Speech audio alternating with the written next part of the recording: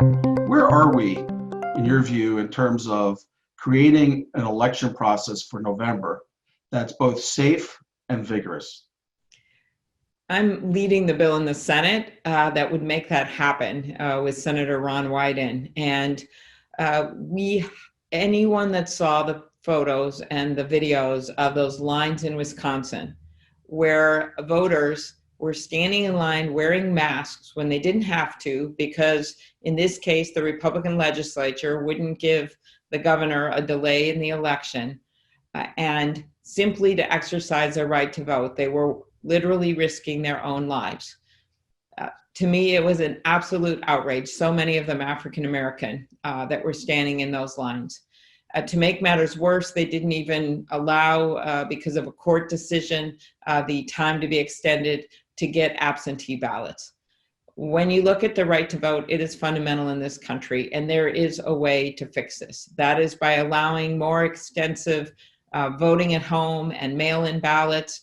That's what our bill does. We've got $400 million set aside in the last package, and I'm working on even more. This afternoon, I am actually doing a call with Republican and Democratic Secretary of States from all over the country who support getting this funding, and so that will be key. The other thing to remember, and the estimates are over $2 billion. The other thing to remember is that we also need to make it easier for people to go to the polls. Only 25% of Americans vote by mail right now. Some states it's really high, like Oregon, Colorado, Utah, it's red and blue states, Arizona, Nevada. But in other states, it's 2 to 3 to 4%. And so we understand that not everyone's going to vote by mail. And that's why part of this funding would be to get polls open for 20 days in advance all over the country so people don't congregate. And then also training a whole new generation of poll workers who won't be as vulnerable to this disease. We don't know where the disease and the virus is going to be by November, but we do know by most estimates, unless there is something cataclysmically good happens, it will still be around in some form.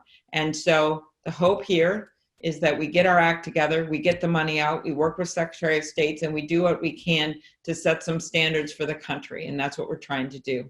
The thought that Donald Trump is sitting in the White House ordering a mail-in ballot for himself and his wife, that's what they've just done, from Palm Beach, while that nurse in Milwaukee is standing in line with a mask on just to vote, is something and an image that I hope Americans won't forget. He should be strongly supporting Republican and Democratic Secretary of States who want to vastly expand vote at home.